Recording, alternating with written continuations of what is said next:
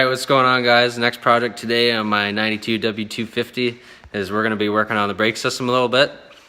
So recently an issue I've been having is a stiff brake pedal. So on the first pump of my brake pedal it would sort of work okay, and then if you use it again very shortly afterwards it would be pretty stiff. Now we can check a couple things that may cause that problem. That could be a bad vacuum pump because the brake is operated by a vacuum brake booster. Could be the brake booster. There could be holes in the vacuum lines. There could be a number of things. So we're going to go through and show you a couple different diagnostic procedures to diagnose your brake system problems. Alright, in this first video we're going to be doing how to check your vacuum pump to see if it's serviceable. Alright, in order to test your vacuum pump, you'll need a vacuum gauge kit of some sort. So here's our vacuum gauge, and then there's an assortment of fittings. Then we got some vacuum plugs just in order to do some tests. Okay, so just under the truck here, the first thing we're going to check is the oil feed line to the vacuum pump. The vacuum pump is lubricated by the engine oil, and the feed line is from the bottom here, and that feeds to the bottom of the vacuum pump. You want to make sure there's no leaks on there, and if there's no leaks then we can check the vacuum. Okay, coming from the top again, here we have our vacuum pump. On the back of it is the power steering pump. They're separate from each other, and this is just an adapter that connects the two. They're both driven by a gear on the front of the engine. Here's the vacuum supply hose. So the first thing we'll do is pull that off, and then we can test our vacuum on this fitting. Okay, we've got our vacuum gauge here with a fitting on the end, and we're going to put it on the supply of the vacuum pump.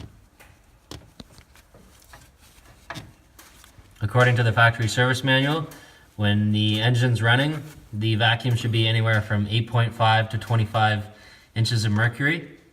And I believe when we did the reading it was about 27 inches of mercury, but we'll show you now.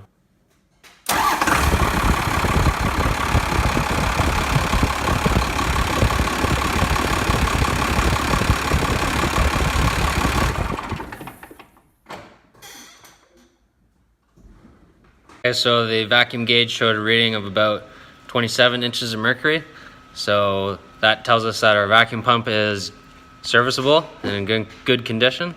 And now we can hook up our vacuum gauge to a different part of the line and check some of our lines.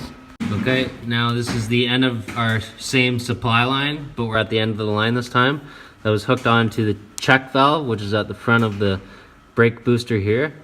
We just pull that off and we'll check with the gauge there, and if that gives the same reading then that tells us that our line is in good shape.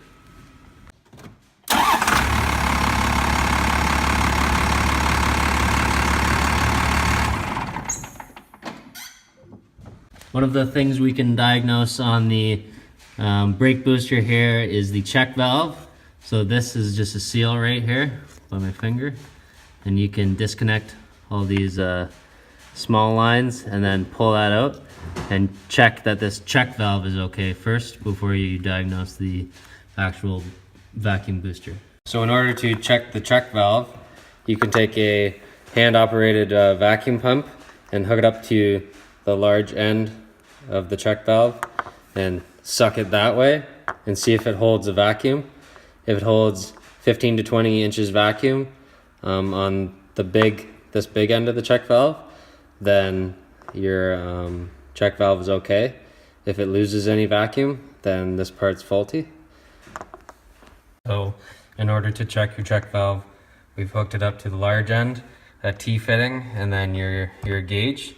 And then if you have a hand-operated pump, you can go on there, or you can just suck on that really hard and see if it holds a vacuum. So yeah, you do that, and if it holds a vacuum, then you're good to go. Okay, this is going to simulate what would happen if you had a bad check valve. In my case, I have an okay check valve, but I'm going to show you what would happen if you had a bad one. So I'm going to apply vacuum to the check valve, and this is what's going to happen when you lose it.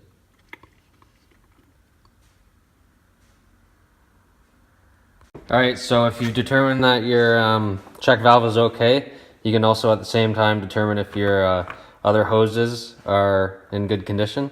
So just use your vacuum gauge and your pump, your hand pump if you have it, and if each of your hoses individually holds a vacuum, then your hoses are in good shape.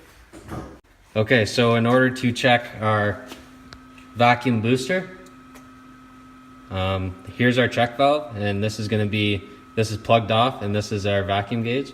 If we have this here applied to a hand pump vacuum and block this off, I can hold a vacuum on this gauge at like 15 inches.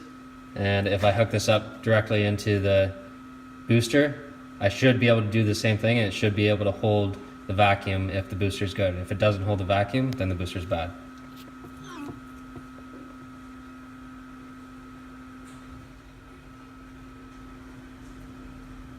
As you can see here, if I apply vacuum, it will not hold on the booster. It's hooked up to the booster.